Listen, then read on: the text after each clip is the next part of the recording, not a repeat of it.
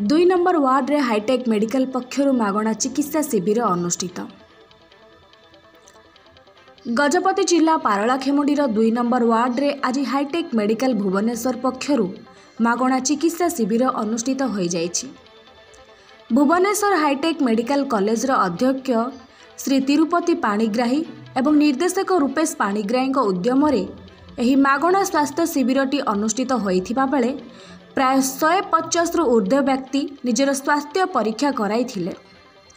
एही अवसर रक्तचाप, मधुमेह, हृदय, दांत रोग सह चक्षु आदि परीक्षा करने सह मागणा औषध एवं चषमा प्रदान करा जाइथिला।